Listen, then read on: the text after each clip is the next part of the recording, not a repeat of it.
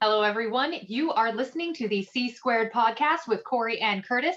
Today, we have a super awesome guest, Pedro from A&P Reacts, super awesome YouTube channel, probably one of my favorite reaction channels. So I'm excited to have him here. Curtis is excited to have him here. You should be excited to listen to him. But first, I do just want to say thank you, Pedro, for joining us today, putting up with our BS and our shenanigans. Well, thank you for the invite. So it's an absolute pleasure and honor to be here with you guys today. Yeah, and so for the people who may not be familiar with with your channel, which y'all should be, so if you're not, go subscribe to it. Do you want to give just like a brief breakdown about who you are, what you do, a little bit about the channel, that kind of stuff? Yeah, so the name of the channel is A&P Reacts, A for Antonio, my son's name, and P for me, Pedro. So it's kind of self-explanatory from that perspective. We're just a father and son duo that has a reaction channel on reaction and reviews on YouTube, and we just have some fun together listening to music and critiquing and giving our hot takes on the music and the videos, and yeah, that's pretty much it. I have a follow-up, Pedro. So how long have you actually been doing the channel for? Wow, it's going to be 4 years, July 23rd. So Cool. We're getting to the 4-year mark. So, okay, so I went and tried to find your earliest video yesterday. I don't think it was the earliest video, though, that's currently on the YouTube. Correct me if I'm wrong. I think it was Motionless in White. Yeah, that is the first, well, maybe not the first video, but it was uploaded on the first day that we started the channel. I can't believe you went back and saw that. It's cringy as hell. Well, I had to look. I wanted to see what the first video was, but it had 18,000 views. That's why I was curious if that was the first video or not. It was one of the first. I think we recorded a bunch of videos before we actually started the channel, and then on the day that we started the channel, we just uploaded this whole batch of videos all at once. I mean, we've grown a lot as a channel and obviously as individuals from that point in time 4 years ago. It's funny that you went back to that, because we also went back to that video this week. The two of us were curious to see how one of our first videos looked like, and we couldn't last 5 seconds. Really? No, like we were like, this is just so cringy. I can't believe people, first of all, I can't believe people watched that video. And second, I can't believe that people subscribed to us when we were that cringy on the channel. And my son, looking at himself 4 years ago, he's like, oh my God, my voice, the way I look like everything was just so foreign to us that after 5 seconds, like, okay, we got to move on. We're not going to delete them from the channel because it's part of the history of the channel. But oh my God, I just hope nobody ever watches those videos. I already did. I'm sorry, Pedro. Everybody, if you're listening, just to mess with Pedro, go watch his cringy videos and comment. Comment. Tell him how much you love the cringe. So I got one more follow-up for Pedro before Corey does the next question. But okay, so why did you guys decide to do a reaction channel? It's kind of like a really multi-layered answer. So I'm going to try to be as concise as possible. For me, it was two things that really got it going. One was my son was going through some issues at school with racism because of the color of his skin, because of the fact that my wife is Indian. So obviously he's a biracial child. So he was going through some issues at school to do with racism and that kind of stuff. And I felt like I needed to connect with him somehow, because at the same time, I felt like we were moving two worlds apart. He was going towards one avenue and I was going towards a different avenue. So as a kid, metal music really helped me to find a home when I felt at my most vulnerable, when I felt alone, when I felt like nobody understood who I was or who I was trying to be, when I didn't connect with my parents, where my friends perhaps didn't understand where I was coming from. So metal, the lyrics, the music, really gave me a sense of comfort that I was not alone. There was other people out there feeling the same way that I felt. And that kind of gave me a sense of comfort and a sense of continuity that I knew there was going to be brighter days ahead. So looking at my son, at the struggles that he was going through at that period of time, and seeing that we were moving in two complete separate avenues, I really felt that I needed to do something to bring me into his life, not to bring him into my life, because I think as the job of a parent is really for us to become part of their lives, not necessarily them to become part of ours. So I felt like music would perhaps be a good gateway to unify and bring us together somehow. So I pitched him the idea, hey, you know, like, let's do a reaction channel. A lot of people are doing it. It seems like something fun, something that he could connect with, because that's something that he was also watching on YouTube. And I figured that that perhaps would be the best way to get him on board. It wasn't like he wasn't on board immediately, but he asked his friends, and his friends were like, man, I wish my dad did something with me. So if I was you, I would take the opportunity to spend some time with your dad. So that kind of convinced him, and then that's how it all started. Nice. Corey, you want to go next? Yeah, definitely. And so as you were building up your channel and everything, how did you go about building up your subscribers? Because I know a lot of people really struggle with getting subscribers, and you guys have a fair amount. Yep. Yeah, it's really interesting, because when we started the channel, we really didn't have any hopes or dreams of doing anything substantial. So I remember my son saying at the time, when we started in July 23rd, my son saying, oh, if we get 100 subscribers by the end of the summer, by the time school starts, it's going to be great. And then we got 100 subscribers like in 2 days. And then he's like, oh man, if we get 1,000 by Christmas, that would be amazing. And then next thing you know, like in 2 weeks, we had 1,000. So like every goal that he would mention to me that he would like to achieve, it came really quickly. But to answer your question, we didn't really do anything. We didn't promote the channel. We didn't pay for any ads. We didn't spam it. We didn't post links all over the place. It was never really our goal to grow the channel, because, well, it was our goal to grow the channel, but we didn't have a goal in mind to grow the channel and match that with a financial outcome. So I think if you have that as your drive, then I think you're going to go outside the box, and you're going to think more about marketing and how can you create exposure and build a follower. For us, it was all organic. We were just posting videos, and people were subscribing. They liked the father and son connection and the dynamic that we have, and everything kind of happened organically. We never promoted, we never paid for any ads, nothing like that whatsoever. And I think it's kind of becomes a self-fulfilling prophecy, if you will, because we did certain videos for certain bands. The bands liked the video, so they would share the video. Then we would get more subscribers because of that, and therefore we were able to do other videos for bands that were less known and allow them to get more exposure. So it's kind of like a vicious circle, if you will, and it just kind of grew organically from there. So just to follow up on that, so if you didn't really do any marketing or promotion on it, so how did you go? Because most people can't do this. How do you go from 0 to 100 to 1,000 to 64,000? I think the best answer to give you is, if you do it, I think if we did it thinking of a financial goal, or if you do it thinking of how you're going to measure success in terms of what you're doing, I think that's going to gear you to do certain things in certain ways.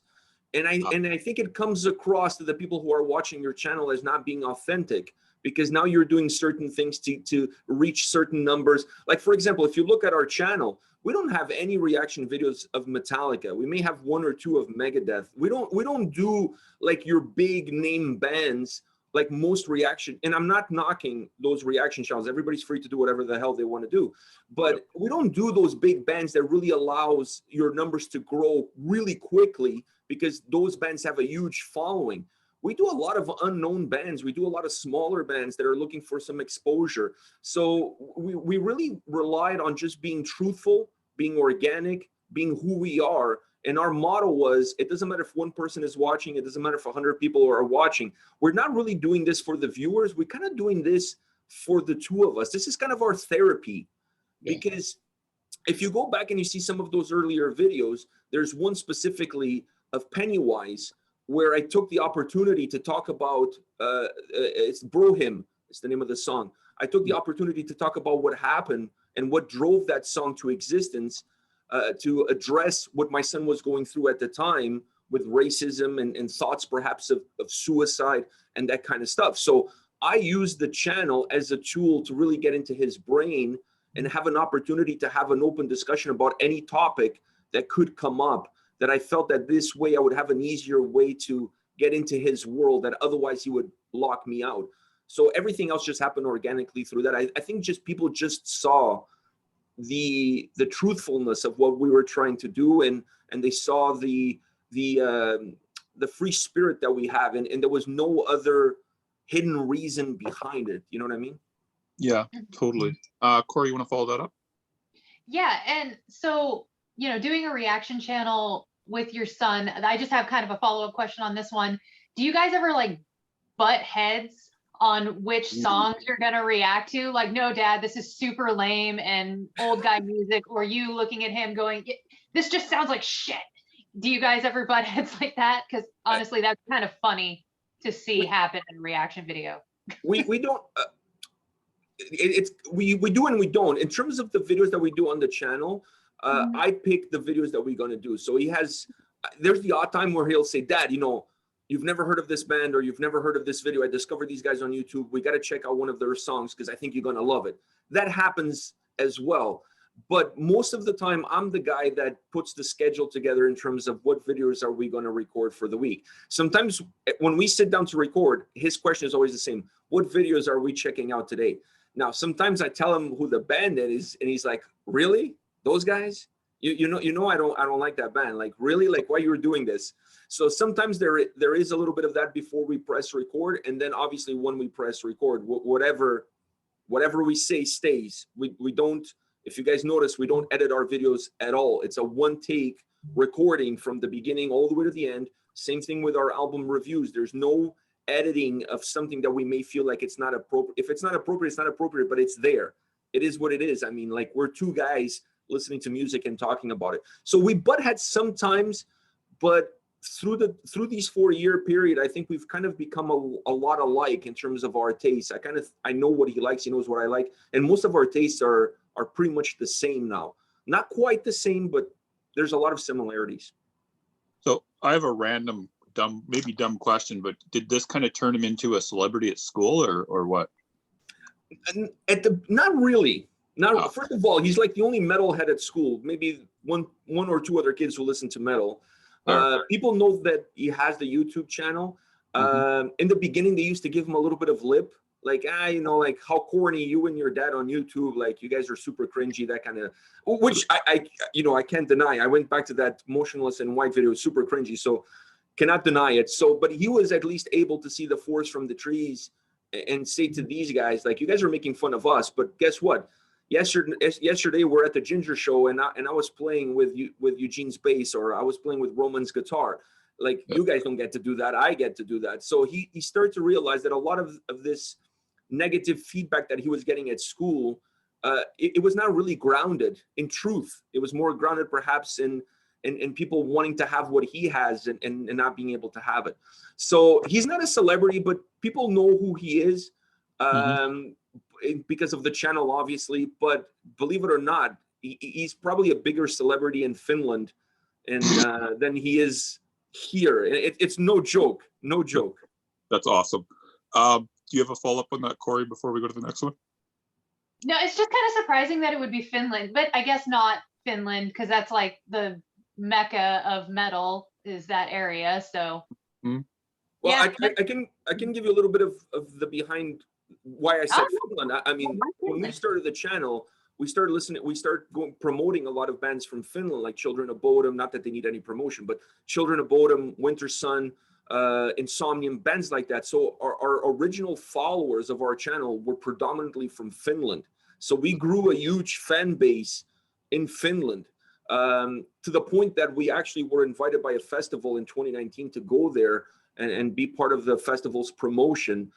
So we went there, and truly, when we got there, we didn't realize how many people actually watched our channel. Like, we would walk to a restaurant and people would come up to us and ask for an autograph because, like, hey, we watch you on YouTube. And we were like, are you kidding me? Like, if I go to No Frills here in Toronto, nobody knows who I am. But like, meanwhile in Finland, I can't have a meal without somebody asking for an autograph. It blew my mind. That's kind of hilarious, actually, and awesome. So that's like your version of I'm really big in Japan is I'm big in Finland. Yeah, it's crazy because we were at a bar with Petri from Insiferum and Asim from Winter Sun having a drink, and people were coming up to take a picture with us, not to take a picture with them, but to take a picture with us, and they were like, holy shit, man, like, everybody knows who you guys are here. So we have a huge following there, Sweden to a certain extent as well, Germany. We actually have a bigger following on our channel in Europe than we do in North America. That's amazing and awesome at the same time. Corey, did you want to follow anything up? No, you go ahead. There's a lot that we could ask him about this right here, about the celebrity status in Finland, but I think I'm going to move on to the next question here, not to embarrass him. So what actual video would you say that you guys did the reaction video for helped you to kind of break through, if you get what I mean? I think the breakthrough, it was back to back. On a weekend, we did Winter Sun.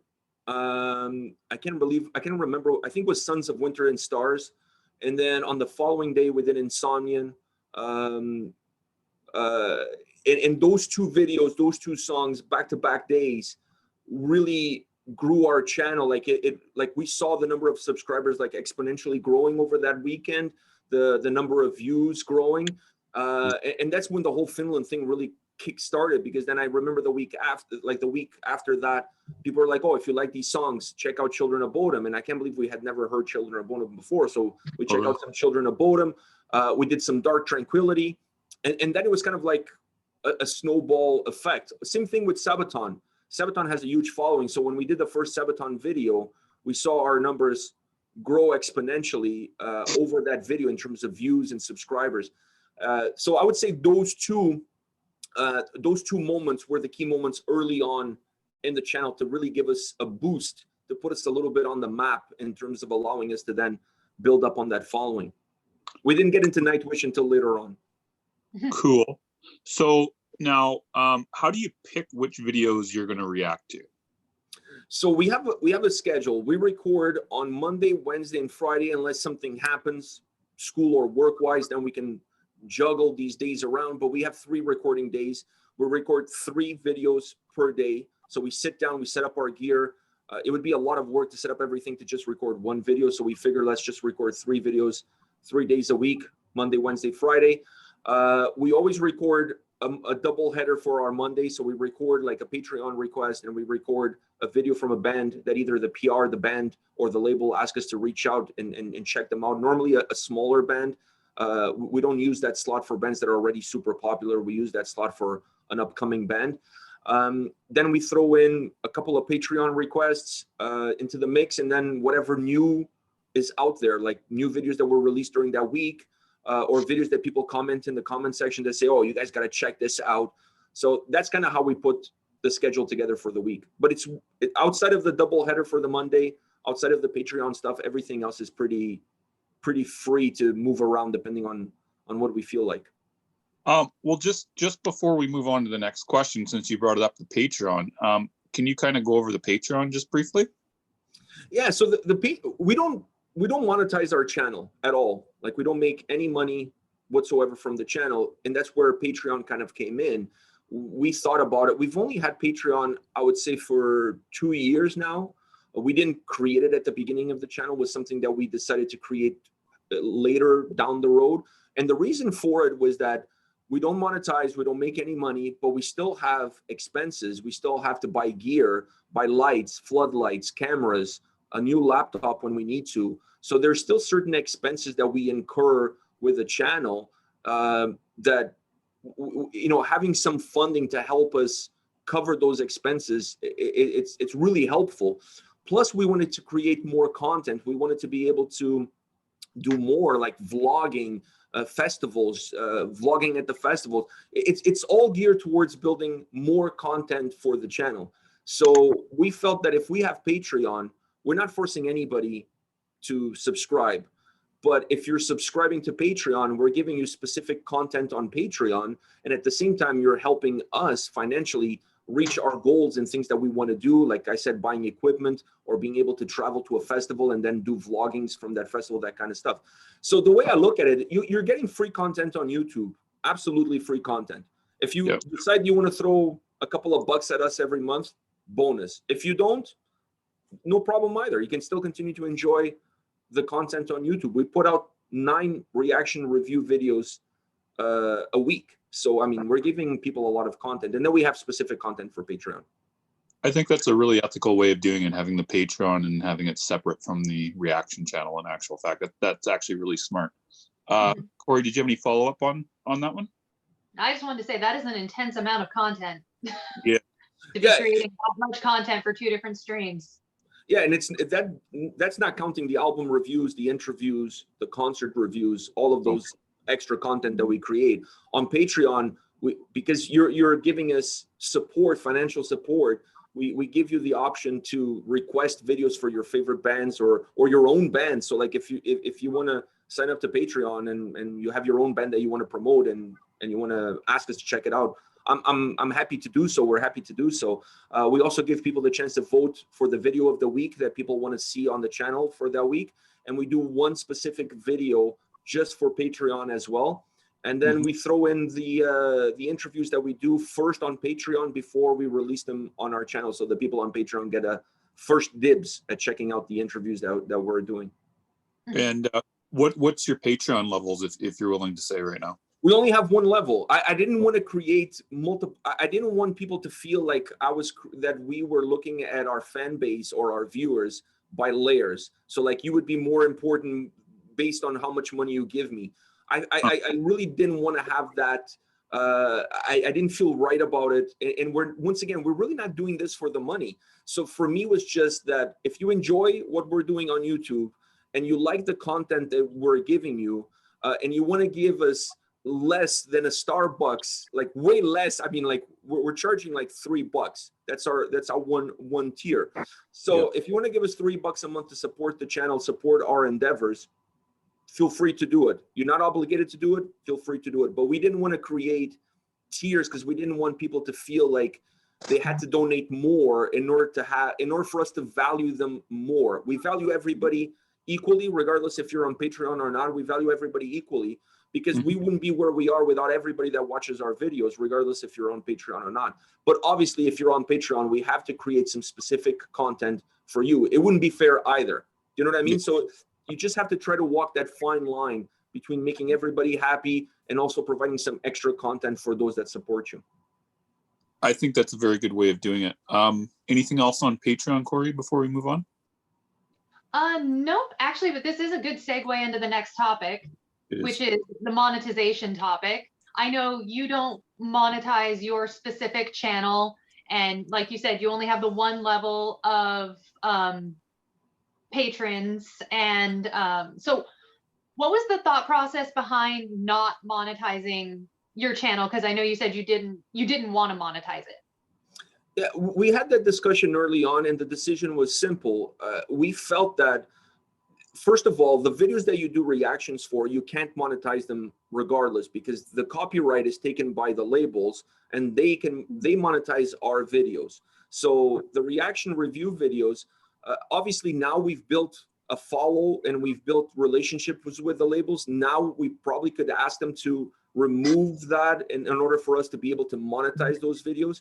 But at the time when we started, that was not even an option. So we thought that if people are coming in to watch the reaction videos, which we can't monetize to begin with, it wouldn't be fair to monetize the other content that we're generating because that's not the content why people are coming in. So we felt like we would be earning money on the backs of the bands that are actually helping us grow the channel. And it didn't feel ethically right for us to do that. I just didn't feel like that was the right approach. There's already so many hands in the pockets of bands these days.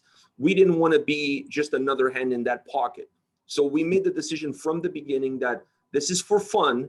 And because also, once you bring money into the picture, things change. Then you're starting to do more Metallica videos because those videos bring more people to the channel, therefore increases your monetization level, therefore you're earning more money.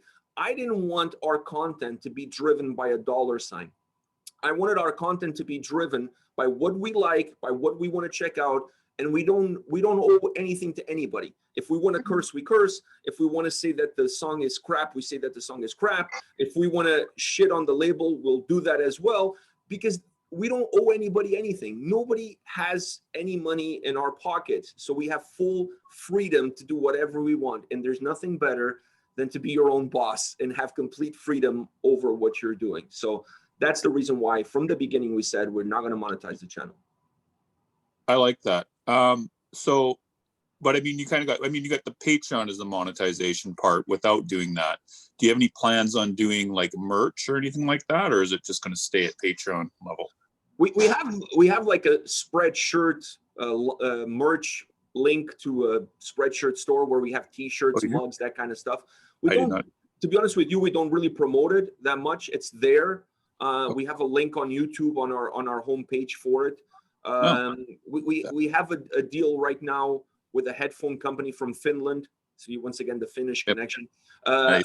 Valco, they're the name of the headphones. So they provide us with headphones for our channel, and they provide us with an affiliate program so that if people purchase headphones and they use our code, we get a percentage of those sales. But even that, we don't promote it that much, because once again, for us, it's really not about the dollar signs, and we don't want to turn our channel into one.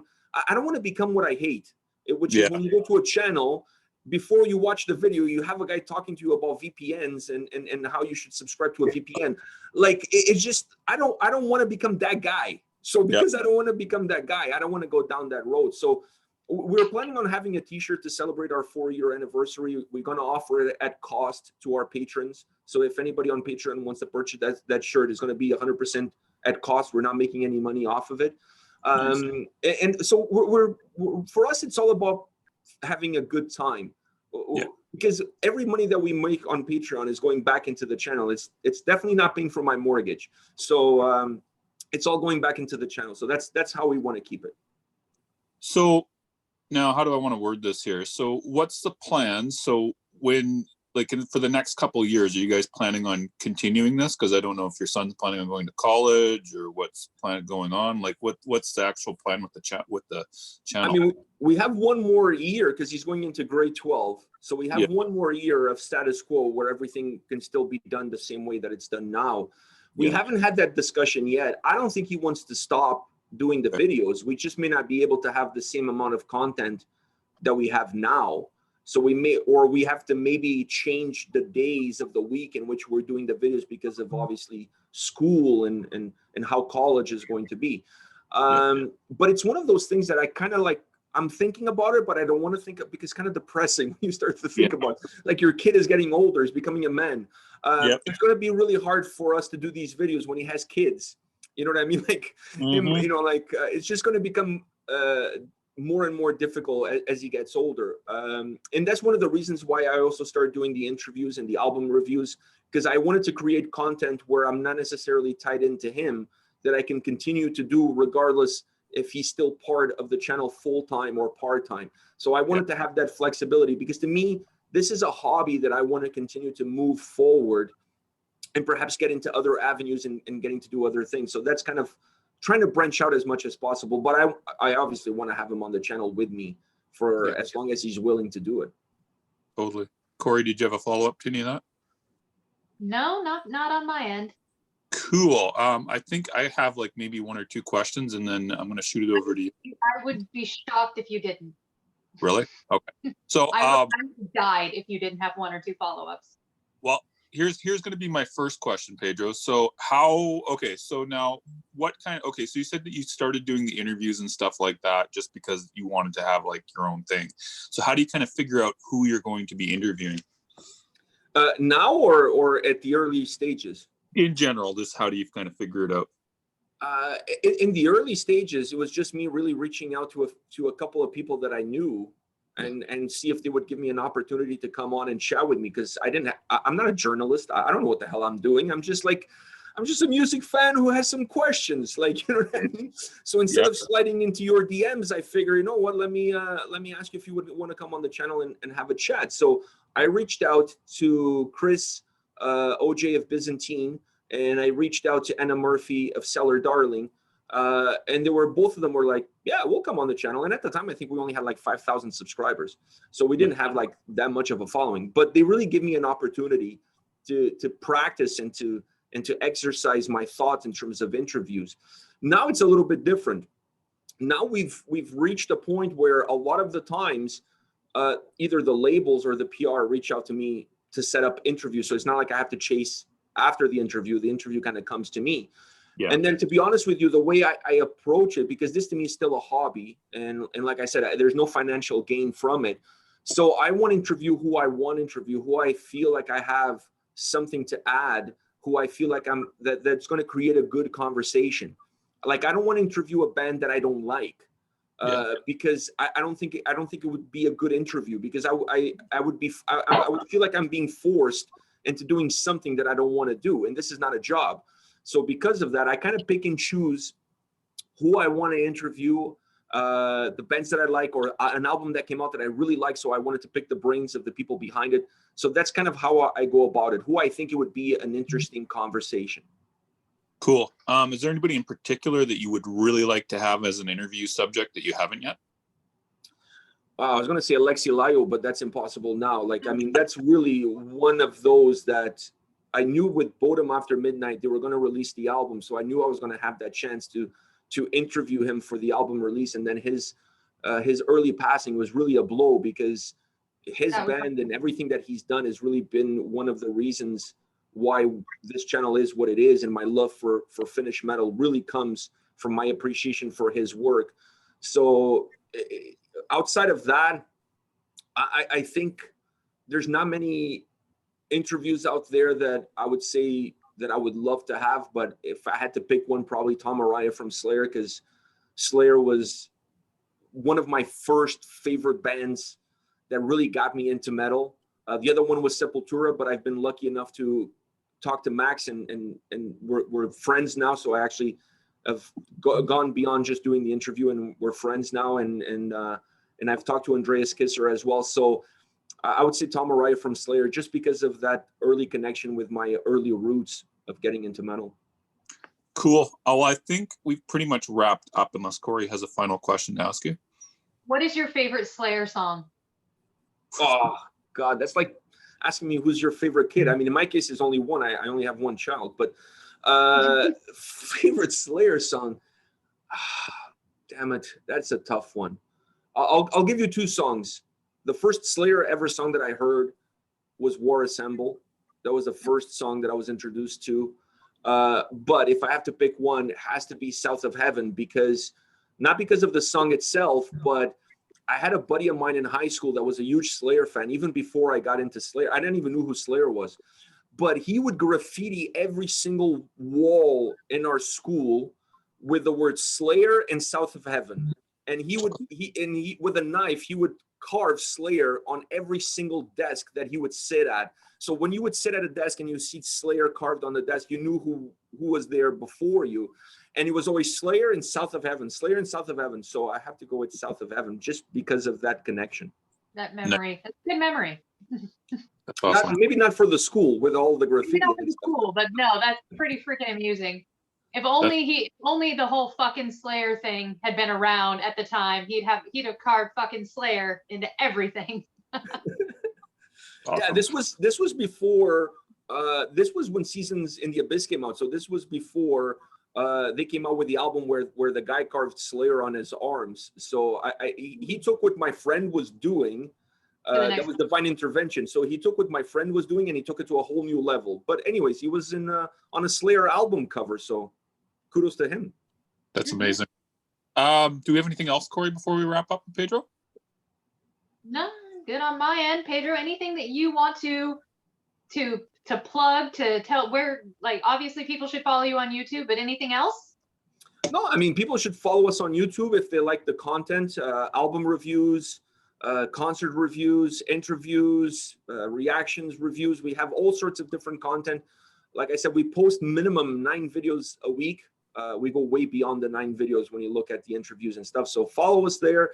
All the links to our all other stuff is there, like Instagram, Twitter, Patreon. Everything is on our homepage on YouTube. And just thank you guys for having me on your show and chatting with me. It's an absolute pleasure. It's nice to put a voice to the faces, if you know what I'm saying. Like I see you guys all the time, but I don't hear you guys. So it's nice to put a voice to the faces. Same here. All right, Pedro. So we are going to end off. So my final words are: party on, Corey. Party on, everybody.